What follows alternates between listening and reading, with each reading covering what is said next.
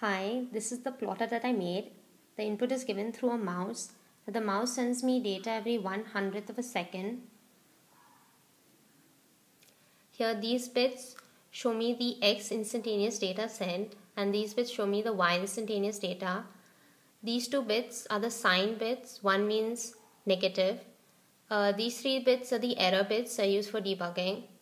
Now in the plotter, this is my y-axis, this is my x-axis, and here this is the up and down motion of the pen.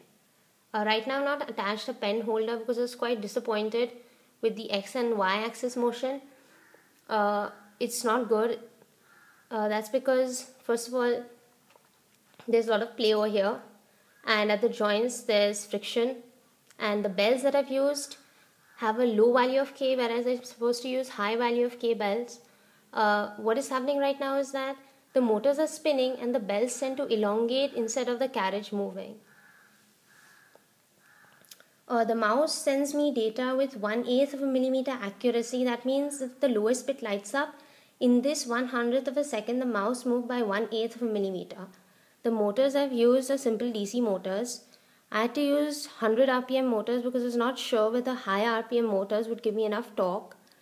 With DC motors, one of the problems is that suppose your carriage already has a velocity, so that is why if you don't give any input, your shaft might still tend to rotate.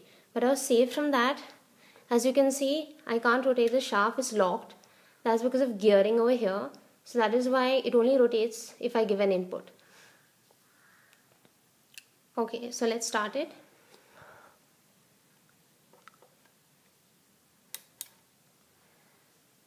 Right, the first thing I'll show you. Okay, fine, I'll just get the mouse in front. Okay, now the first thing I'll show you is the up and down motion of the pen. So when I hold the left mouse button, when you hold it down, the pen will come down. So that works good. Now I'll show you the X motion. So the Y motion is not too good. So I'm holding the pen down, moving in X.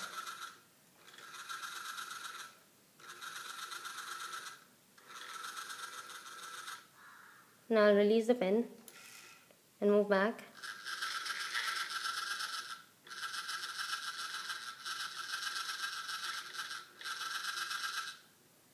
For the Y motion, you can see that the motors are spinning, but the carriage is not moving.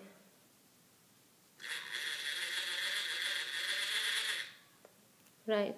The many improvements I can make to this. First of all, I need to have accurate motion of X and Y.